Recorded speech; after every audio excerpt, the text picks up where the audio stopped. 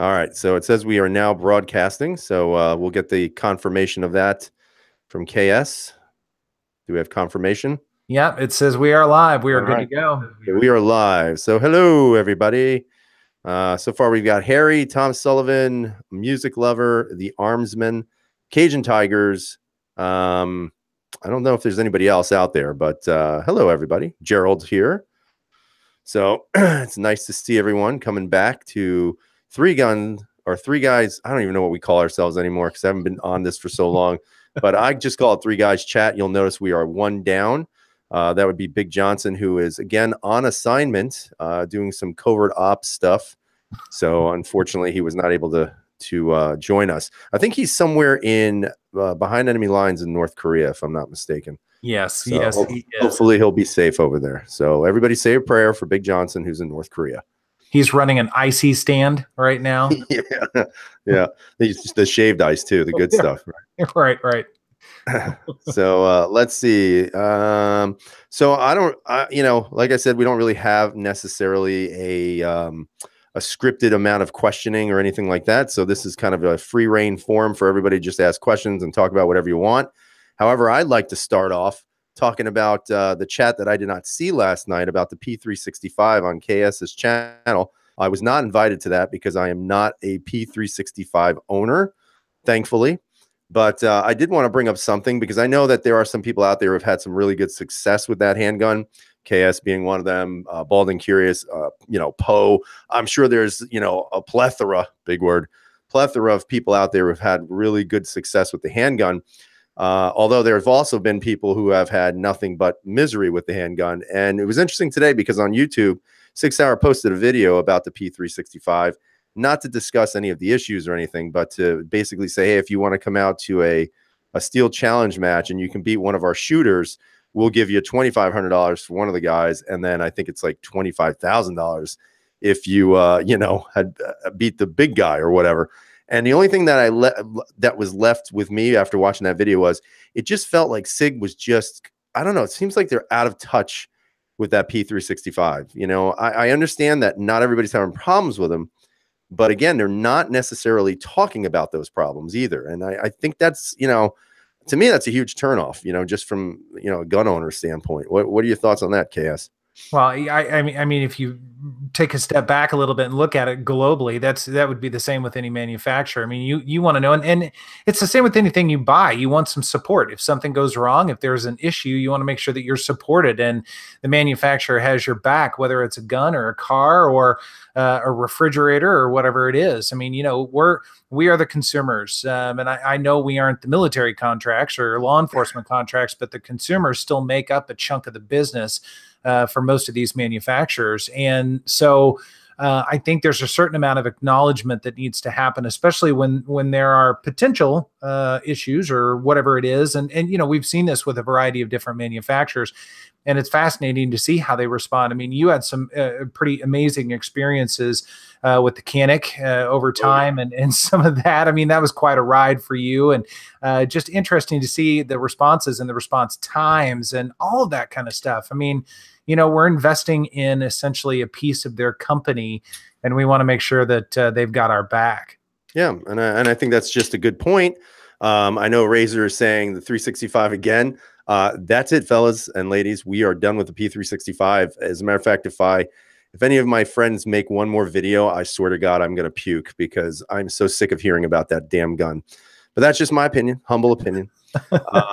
On the other side of things, I've got some exciting news. I actually got a phone call today from the sheriff's office. So I'm going to be getting a little goodie, hopefully this week, called a Glock 19X. So I'm super excited about that.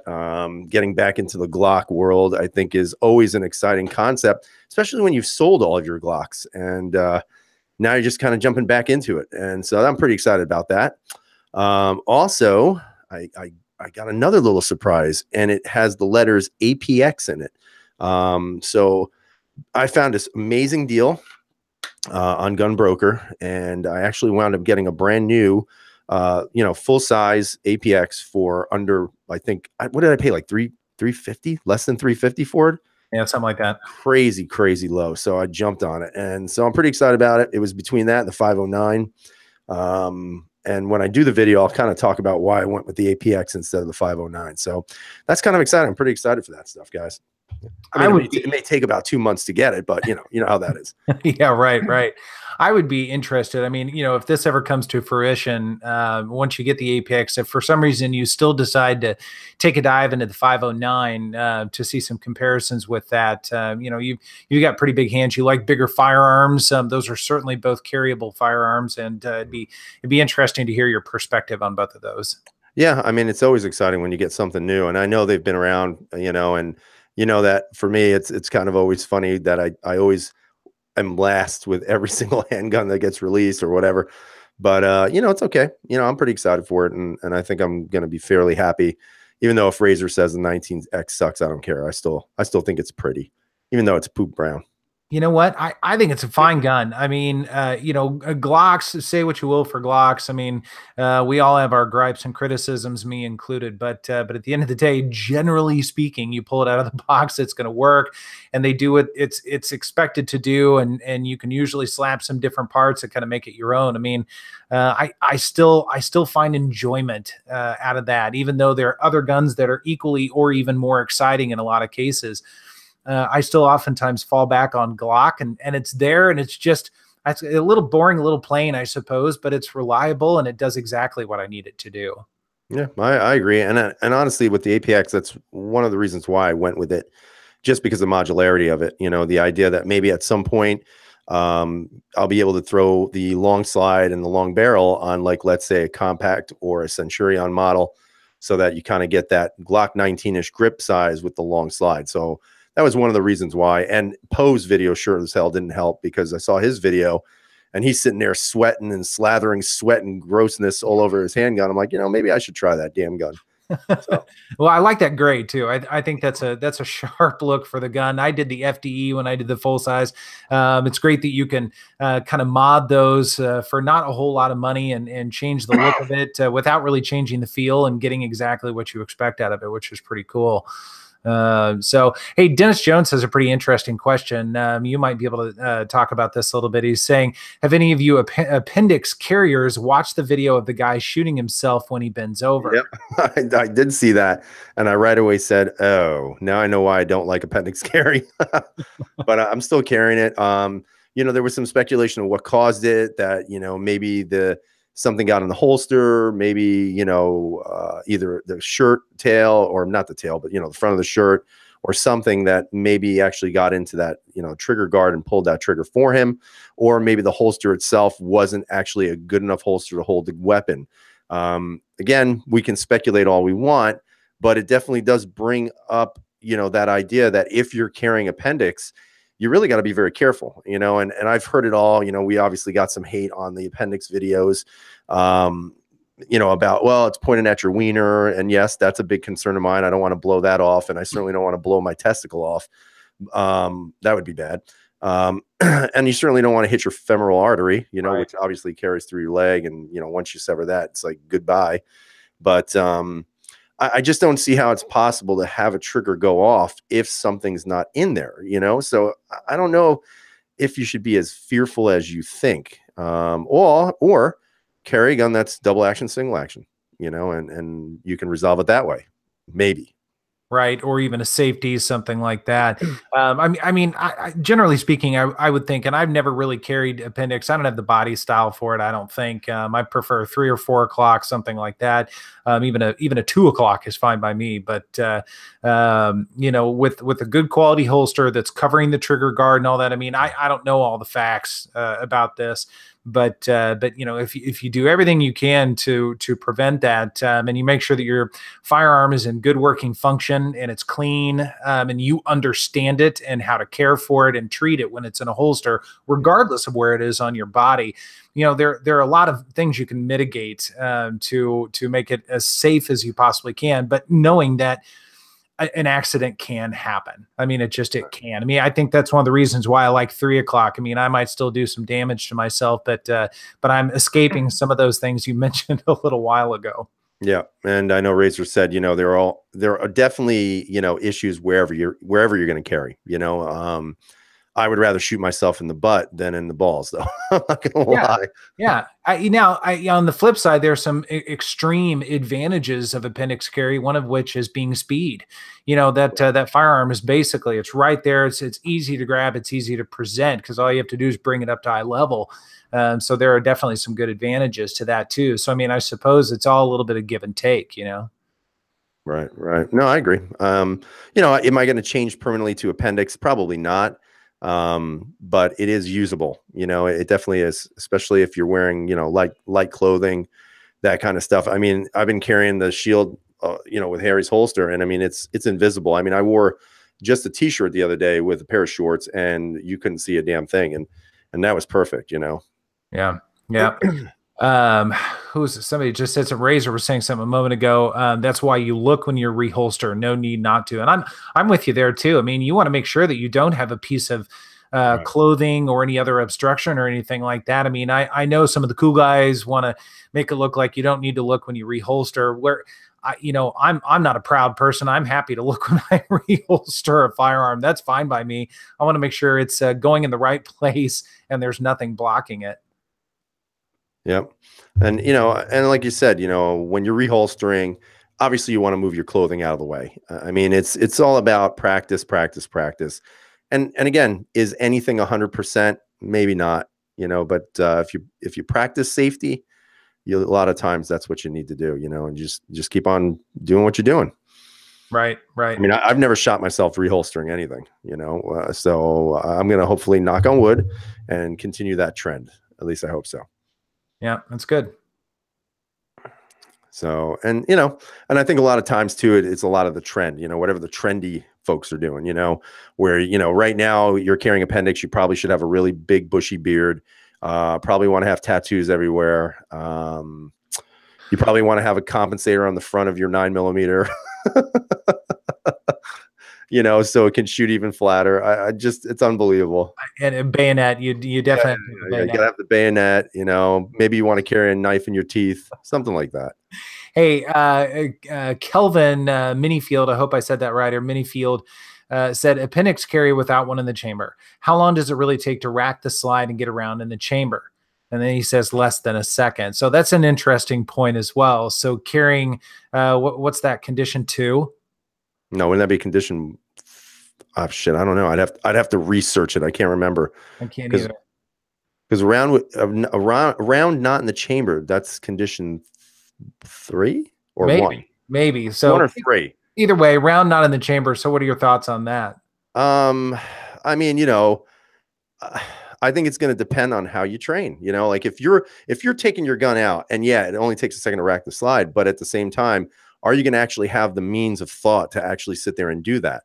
On the other side, to defend what he's saying, though, is if you have to draw your gun, what's the likelihood of someone sticking around, unless they have a gun also and then they shoot you, then you're really screwed. But I mean, the Israeli Defense Force, they can't carry with a round in the chamber. They actually have to draw and then rack their slide and then go to full extension. So, I mean, but those are, trained people. If you're not necessarily training that way, I would find it very hard to be able to effectively defend yourself, even in that split second, because it only takes a split second for the other person to pull the trigger. So, yeah, no, I totally agree. And I would be most worried about gross motor skills. I mean, being able to effectively in fight or flight mode, your adrenaline's right. going nuts trying to rack the slide, and then remember to do all your fundamentals and have your finger ready to be on the trigger, then get on your side. I mean, there's a lot that's going on there, right? I mean, imagine being at the range and going through that entire process. Just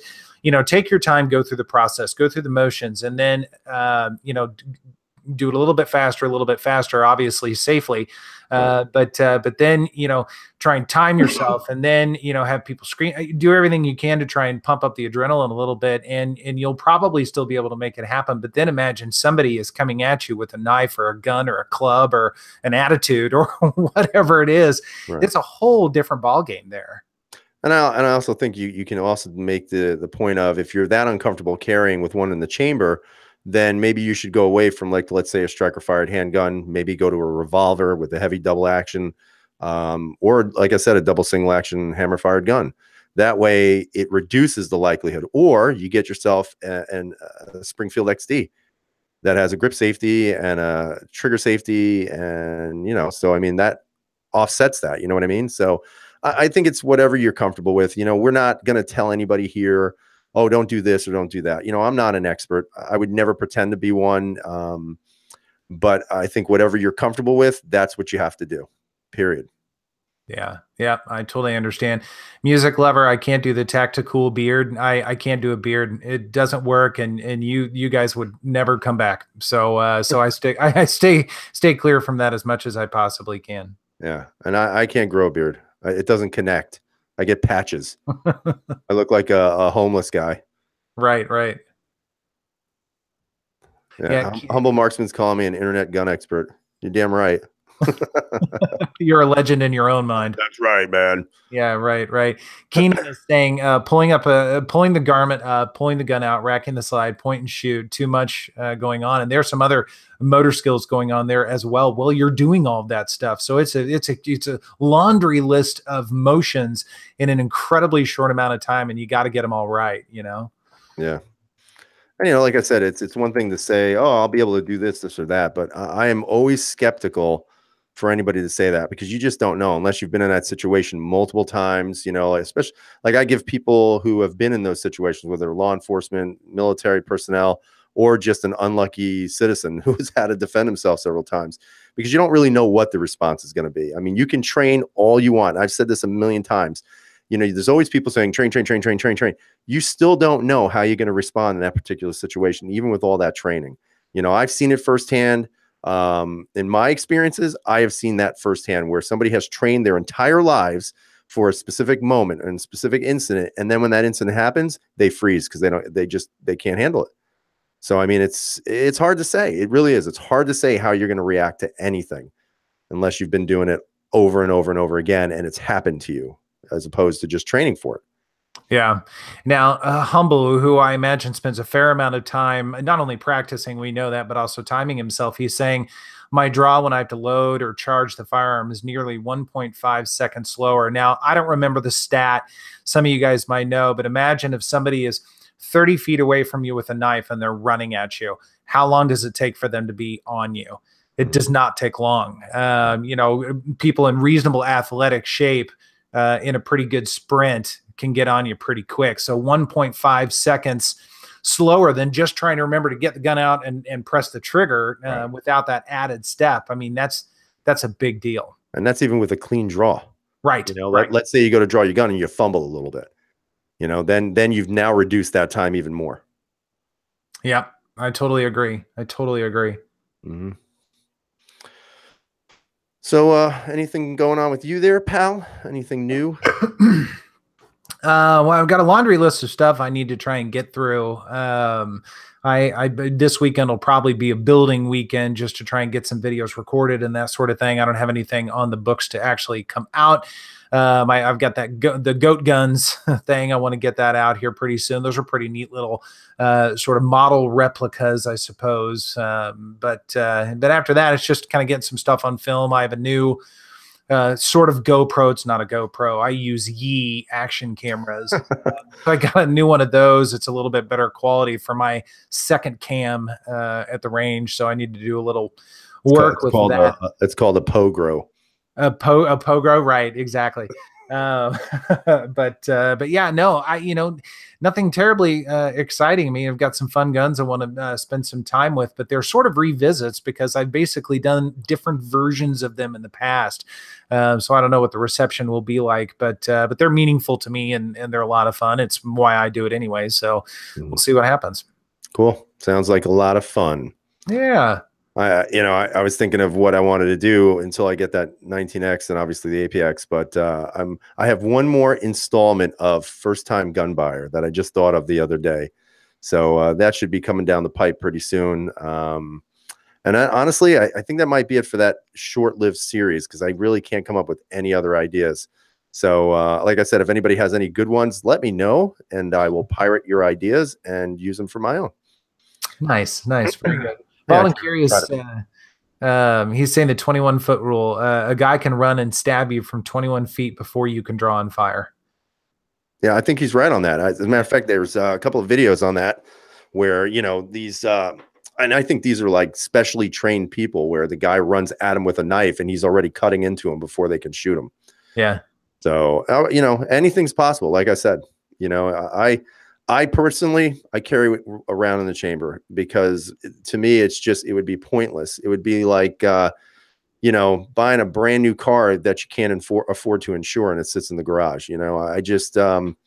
I just think for me personally, it's more of a personal choice, like I said. But again, it's whatever makes you comfortable. You just have to realize that if you're ever, God forbid, put in that situation, you're going to have to react and you got to have to make that right choice and be within the right mind frame to do it. So, we'll see. Right, right. Hey, Steve Lemieux, hopefully I'm saying that right, had a PPQ, thinking about getting another one. Thoughts? I would say get another one. And this time go out and buy yourself that APX flat face, or the APX. Listen to me. Now I got APX on the brain. The Apex flat trigger for it. I would highly recommend that trigger to any Walther PPQ owner. And again, a lot of people say, well, it does this, it does that. You know what it does? It makes the trigger even better. It doesn't reduce the take up that it's a dangerous, unsafe take up. What it does is it actually makes the reset much more controllable on the PPQ. And from my standpoint, totally worth it. It's a pain in the ass to install, so I'd highly recommend, maybe having a gunsmith do it because it's difficult to get the slide release pin out. That was the hardest thing to remove on that handgun. But once it's in there, it is just, it's unbelievable. There's no other word to describe it. Now, if they would just, maybe drop the slide height a little bit, that'd be great. Yeah. But I would recommend it. PPQs are awesome. They're good guns for sure. I still kind of have my eye out for the Q4. I've yet to see one locally. I'm not sure one has been locally at all. But if I for some reason run across that and the timing is right, it might kind of be fun to try out. Plus, it's got the threaded barrel. That's becoming an old routine for me. But right. I want to throw a can on pretty much everything I can find. Yeah, well, at least you can, unlike some of us. Yeah. It was funny. I was actually holding a 5-inch PPQ the other day, and it just felt incredibly balanced. Sometimes when you get the guns with the longer slides, you can feel that weight up front, where it's almost kind of holding the gun down a little bit, which is great. That's what you want. But the PPQ just feels perfectly balanced, which I thought was interesting, just from my feel. But then I looked at the price that the gun shop wanted, and I said, yeah, no, that ain't happening. Yeah. Speaking of price at this local gun shop, I got to say this one. So I was actually looking to buy a PX4 Storm. There's a lot of people who really like that handgun, and I'm very curious about it. I like it. I do. I was going to buy one years ago, and I didn't, but I was looking at one. It had a really good price on it, and really in the realm of under $400, and I almost got it. I decided not to at the very end because I said I didn't really need it. But one of the things that I have to say about the PX4 is that even though it's a nice gun, and I totally forgot where I'm going with this point. Man, I'm telling you, ever since I got sick, I think it ate my brain, what was left of it. But what was I saying, KS? Help me, buddy. Well, you were talking about the PX4 Storm or whatever it is. Yeah, but what was I trying to say about it? I don't even know what the hell I was trying to say about it. Oh, the price. It was the price. Thank you for not helping me as always. I'm here to help. So the price on Gunbroker for that gun was $329. Like, no kidding, for a compact. So I went into my local gun store and they wanted $649 for it, for a PX4. And I'm just beside myself. Like, who would actually pay $650 for that gun? It's unbelievable. And that's why, for me, I know a lot of people say you should, go to your local gun shops. I would never, ever buy anything from that shop, ever. Yeah. So. The PX4, each time I pick one of those up, and I picked up a couple, even over the last probably 6 months, because a lot of people have been talking about that. A lot of guys in the crowd have recommended that.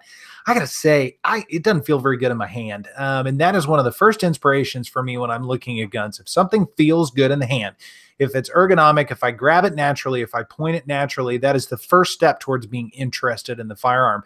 If it doesn't feel good, if it doesn't point naturally for whatever reason, the controls are unnatural or whatever, I most likely am not going to get into it because it's not going to be a very good experience. And that was a hard lesson to learn with, like, the car. I mean, I know I bring that up from time to time, but it's a great example of one of those guns that just It didn't sit in the hand well, and it didn't feel good, and it translated on the range into just a laugh riot when I was trying to shoot the darn thing. So, Yeah.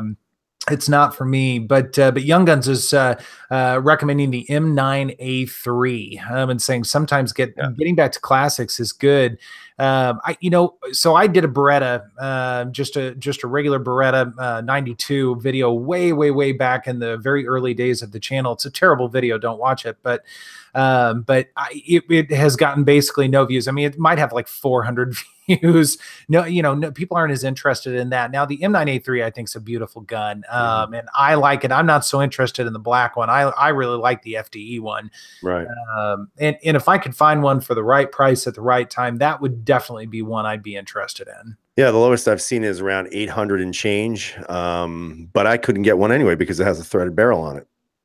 And that was a gun that I would love to own. If there was a Beretta, hammer fired gun, that would be the one I'd want. But unfortunately, we can't get those here.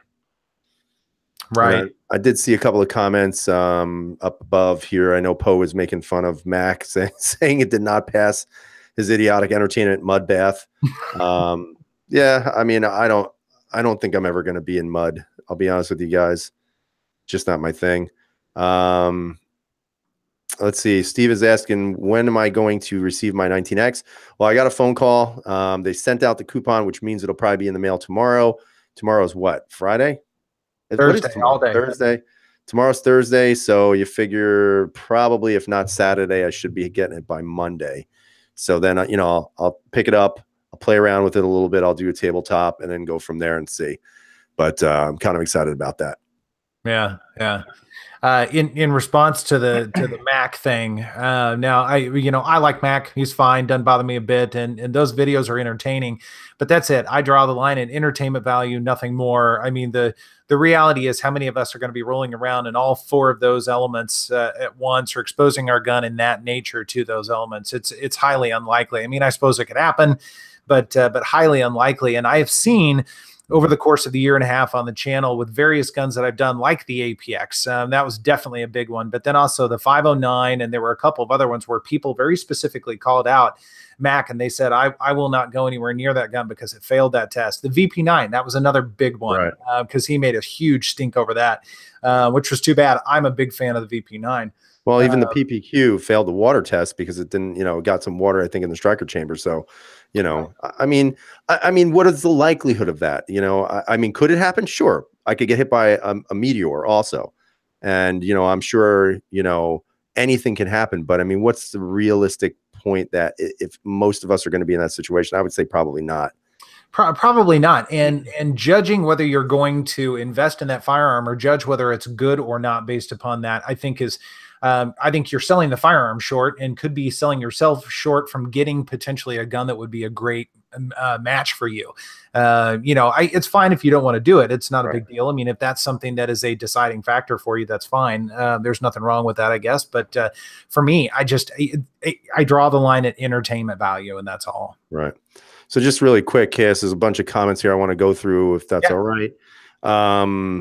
I got to go through them first. I can't remember. I got to go back, guys, so I apologize.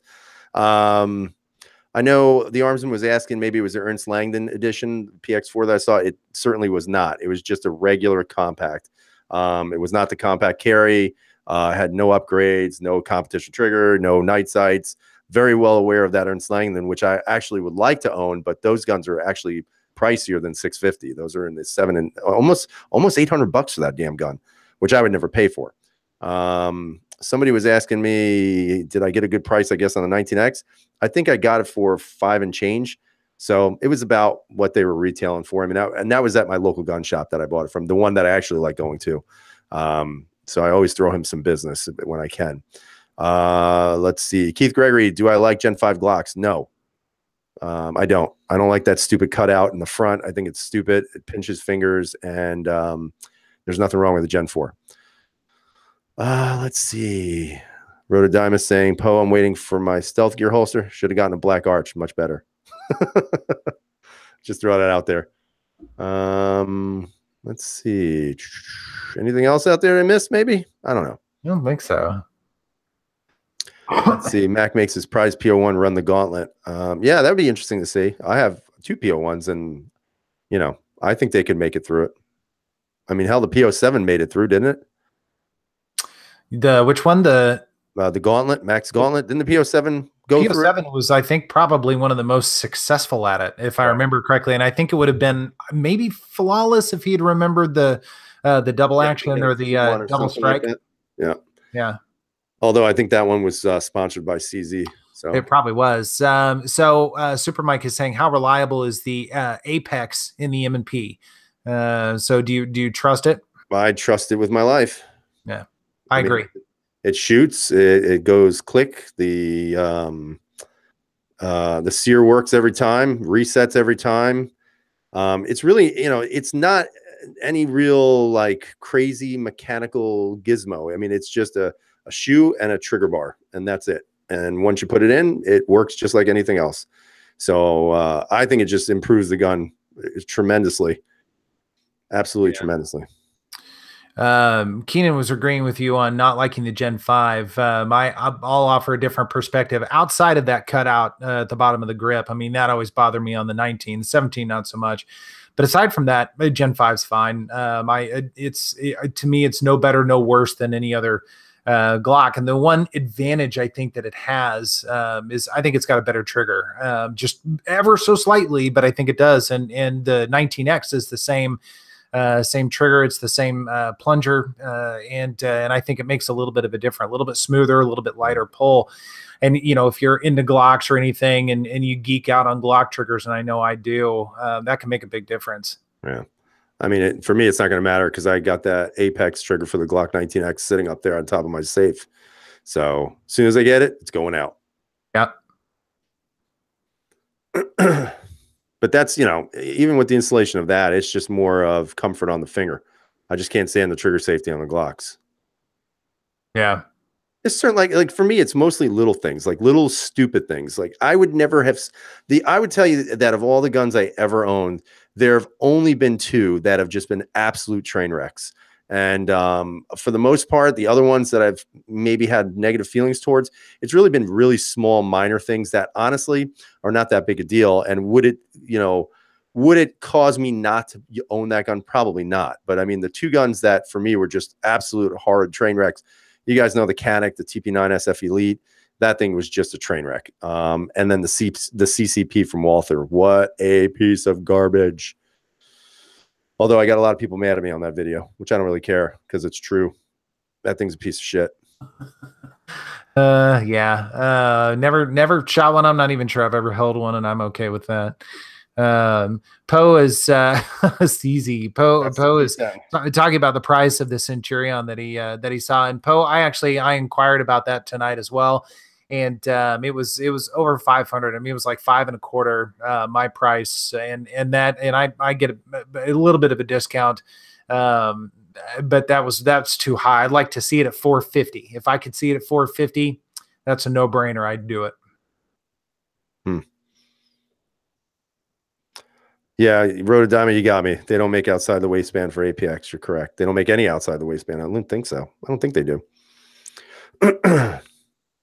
Let's see. Michael D. Maria is asking, of all the handguns we own, which has been the most reliable? KS, what is your answer to that question? Let me guess. Glock. Well, I mean, that would certainly be included, but reliability wise, most of the guns, thankfully, that I've had have been reliable, and I consider reliable function. In other words, every time I pull the trigger, a round goes off. Does what it expects to do. There might be other little oddities or quirks or whatever, but as long as that round goes off when I press the trigger, that's it. So most of them have been just fine, not a problem. And of late, the only things that have given me fits have to do with the suppressor, and that changes the dynamics and the physics of the firearm. So that's a little bit to be expected. Still working through some P10 issues, but other than that, I've been very thankful to have, generally speaking, good functioning firearms. Yeah, for me, I mean, for reliability purposes, like KS has said, most guns that I've ever owned have been always functional and reliable. I can tell you just from shooting steel, aluminum, and brass, what has been probably the most functional. The PPQ has eaten every single damn thing put in there. And all of my Steyrs have functioned flawlessly. Nothing ever happened to that gun or the PPQ. My Glocks have always functioned. Never had any issues with that. I'd like to have said that about my P10, but obviously that's not true. And I'm kind of crossed to what to do with the gun. I don't know what I'm going to do with it yet. I still haven't decided. So it may go back to CZ, get fixed, and then get sold. I think that's where I'm headed with it. Right on, right on. Hey, turning things a little bit, Pops has a good question. So why do we want a safe full of $500 guns? Why not a few really good ones? That's a really good question. But I have a safe full of $500 really good guns. I don't have any shitty guns. I have really good guns. Now, do I have an STI in there? No. But do I really want a $2,000 gun? No, I don't. I really don't. I mean, if I'm going to spend that money, I'm buying a rifle. I'm not buying a handgun. And I think the $500 handgun in many aspects is as good, if not better in some ways, than a $1,000 gun. And we can compare the Shadow to, like, let's say a P01. P01, mid $500, depending on where you find them. But the Shadow's $1,000. And the question would be, which one would be better, the $1,000 CZ or the $500 CZ? My opinion, the $500 CZ is, because it fits the role that I want it for. The Shadow 2 is a competitor gun. It's not what I want. I want a carry gun. I want a reliable gun. And that's why I go with those $500 guns. And I'll be honest with you, I'm cheap. That's one of the things that you and I always disagree on a little bit. Makes for some fun conversations. I agree to an extent. I mean, there are certainly some firearms in the collection that are purpose driven, like the Shield, the M&P 2.0C, Glock 19. Those are carry guns, or they're tools basically, for whatever the purpose is. But I like having a couple of guns that I consider higher end. I mean, obviously there are ones that are far surpass, like, my 229 Legion, which I absolutely love. And then of course the Shadow 2. I mean, those are just, they're extraordinary firearms. They're, to me, collection firearms, although I was called out a couple of times in the comments saying those are not collection firearms. To me, they are. But they're also, it's an experience thing. I mean, it's fun to experience those types of things. But I, beyond about $1,000 or a few dollars over that, I do struggle with getting a handgun more expensive than that. I mean, I might consider something like a really, really high-end 1911, but to me, a high-end 1911 would be like $1,500. I don't think I could go any further than that. The budget simply doesn't allow it. It doesn't. And if the budget allowed it, it would mean that I couldn't get anything else for a really long time, or I'd have to sell a bunch of things. And it just, to me, it's not as practical. Would I like to be able to do that more? Hell yes, I would. But I can't, especially having the channel. It doesn't make sense. Yeah. And honestly, I would rather take that money and buy another safe to fill, I don't know. I mean, maybe one day I'll get lucky and be able to own one of these amazingly expensive handguns.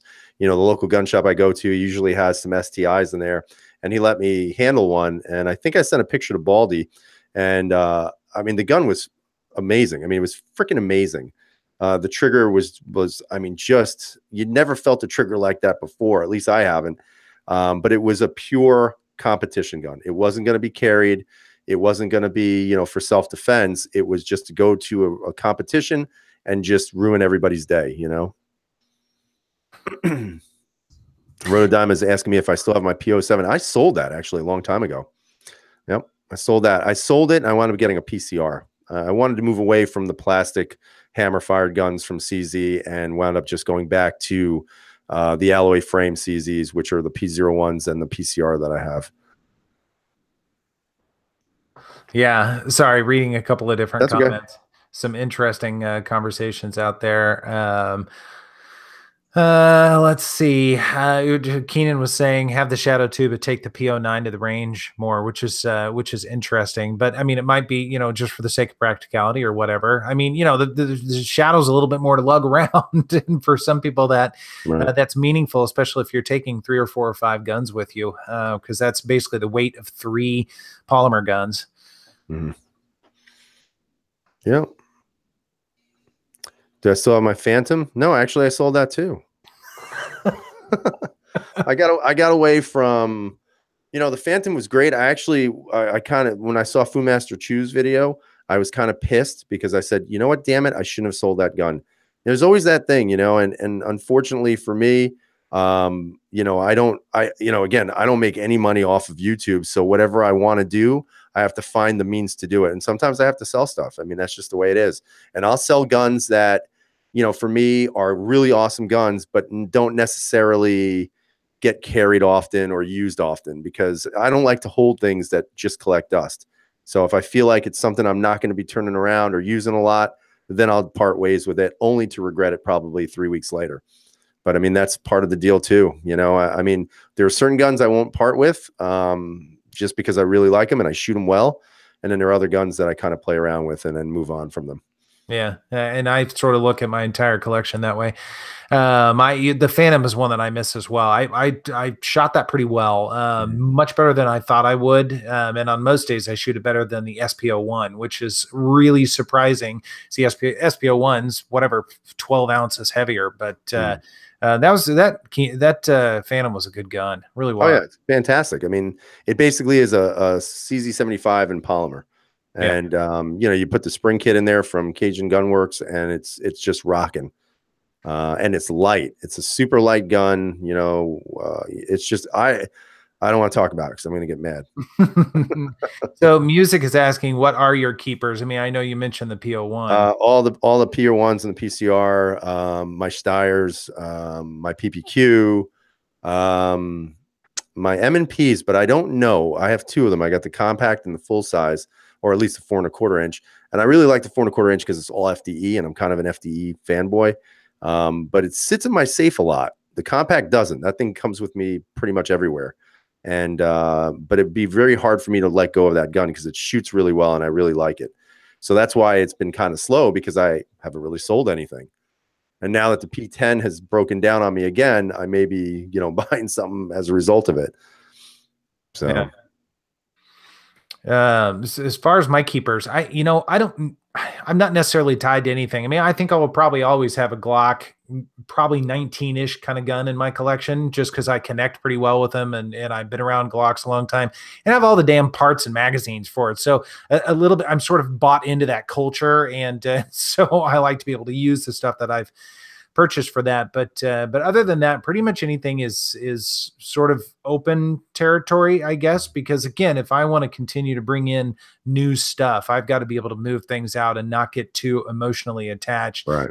I'd probably struggle getting rid of the Shadow 2, because I have such a great time shooting that. It makes me feel like a better shooter than I am. And that's pretty meaningful to me.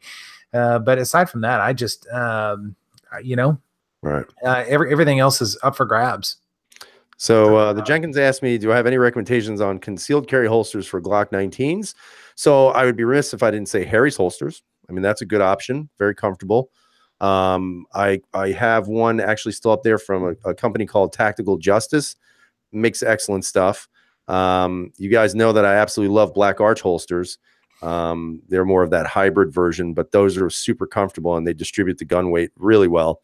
Vetter holsters, obviously, there's a whole bunch of them. Those are the ones that I would use. Renaissance holsters is great. And those are really the people I stick with. I don't really, veer much off of that. So what holster do you like? Let me guess. Harry's holsters. Yeah, I have found that his holsters do exactly what I want them to do. They're very light. They're very comfortable. They hold, especially because generally I prefer 3 o'clock right on my hip. And a lot of people don't like that because it's pressing on your hip.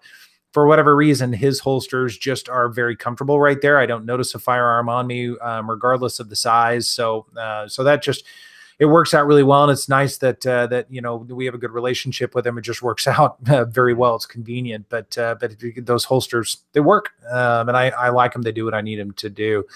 Real quick, Elsie was asking if I still have the VP9 SK. No, I do not. And that was one of those ones where, again, it was basically, T&E, test and evaluation, and doing a few videos with it. That was definitely a favorite. That was a great gun. And, if I had the budget and the money to keep every gun, that would definitely be one that would still be in the collection. But unfortunately I had to walk away from it. There may be a revisit in the future someday, because they are just good guns, but Right.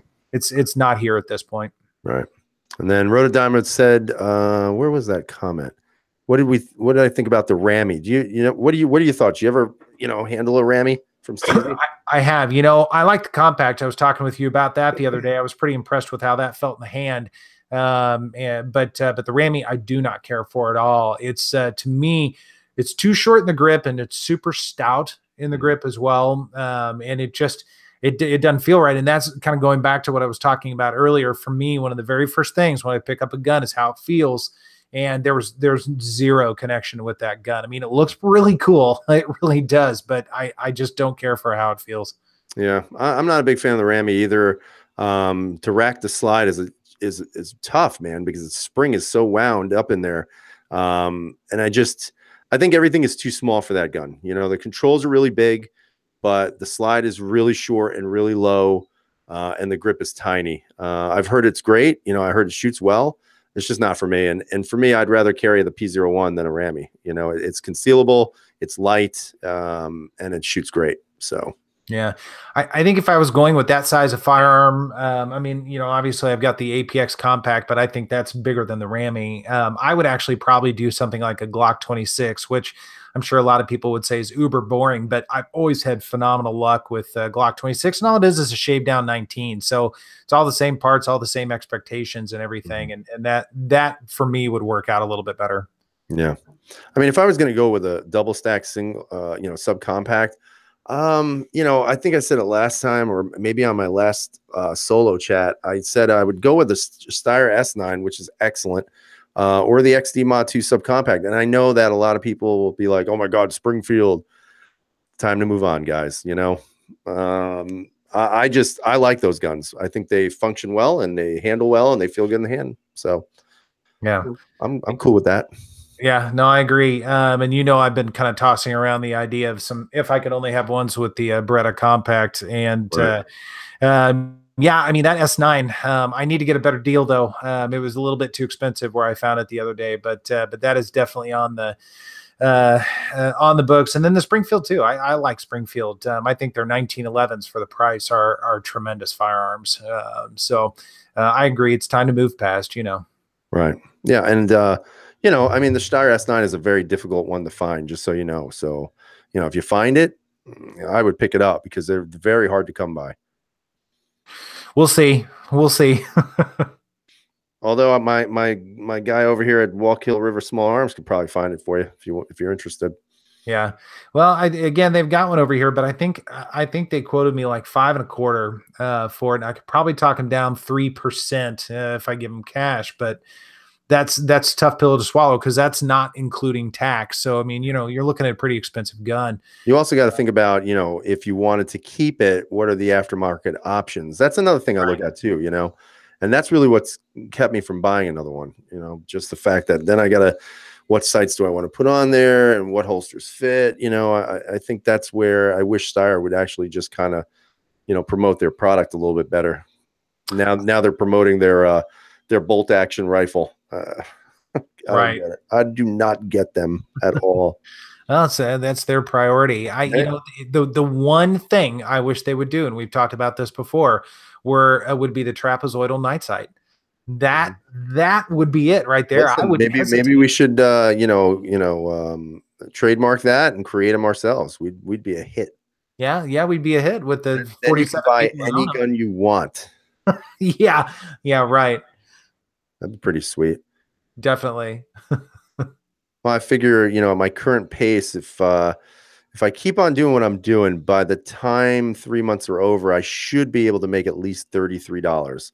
So that goes in the kitty. I put it towards a gun, and in the next 5 years, boom, brand new gun. Hey, that's pretty good. Right. It's a winning, way of doing things right there. Yeah. Of course, you buy the gun, then you have to wait another 6 months. Yeah. Then I got to wait another 6 months, depending on what judge actually wants to sign the paperwork. It's good stuff, man. Yeah, Rhoda's saying you'll be a hit with all 15 people that own a Steyr. And we've said this before, but I will echo the sentiment. I don't understand why more people aren't into the Steyr, especially those that are into Glocks. Because it's a little bit more extreme of a grip angle. It's pretty similar to a Glock. I think the feel is very similar. The shootability, I think, is a little bit better. I don't understand why more people aren't into it, but I think a lot of it is probably their own marketing. They don't support their gun as much. It's not out there enough. Right. They introduced the OD green version of the M9, and then that was it. I mean, I don't know. I think they're great guns. But for whatever reason, it just seems like the market is not here for them. And it's a shame. It really is, because they really make a fine handgun and it shoots great. I know some people still have some issues with theirs, but I have not, thankfully. But whatever they're not doing in their marketing, it's just a shame. It really is, because they're going to miss it. They're going to miss it. And when they do, it'll be gone. And that'll be the end of the Steyr. Yeah. Let's see what else we got going on out there. Yeah, I mean, Frank is saying I need to start contributing to our local judges election funds. It doesn't matter. Right now we were signing a petition because we wanted our local sheriff to be able to have rights back, so that they could use his stamp to be able to give us our gun, our little green coupons that day, and that won't go anywhere. Greeting Lori from Switzerland. Who's that? Lori. Lori is joining us from Switzerland. That's pretty cool. Hello. How are things in Switzerland? Wow, we're international now. My God. Yeah. We're big time. Very savvy. Whew, loving it. So let's see. Yeah, always check the date marks in the Steyr. You obviously want to get a more recent one. And I think mine were all made in October of 17. I think so. Maybe October, maybe a little earlier. But I think around the September mark is where they become almost flawless. Coupon. What does that mean, Pops?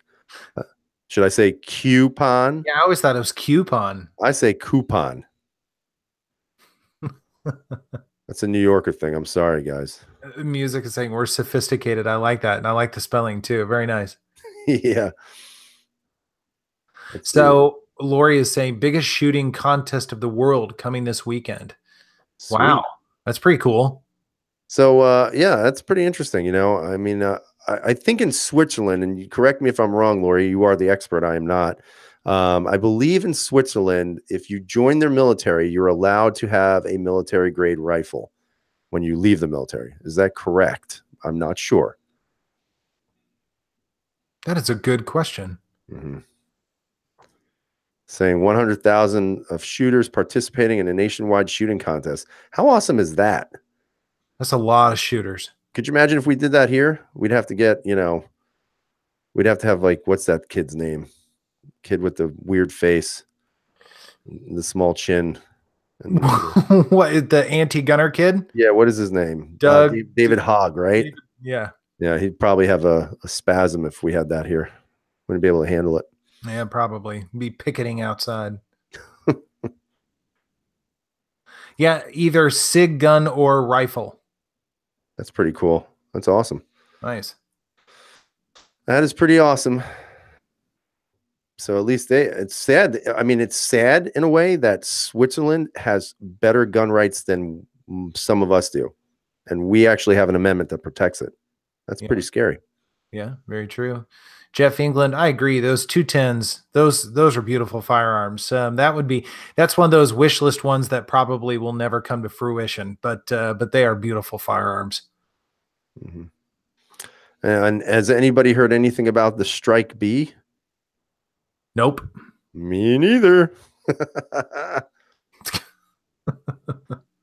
I'm sorry. I get a little chuckle out of that,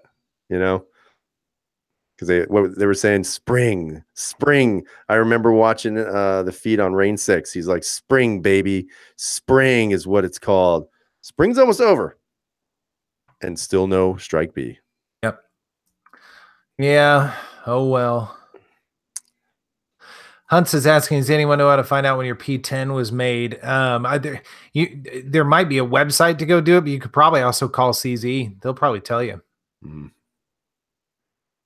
Oh, Lori's saying the Strike B is available there. That's right, because it was released in Europe, because apparently they didn't have the copyright issues or trademark issues they had here.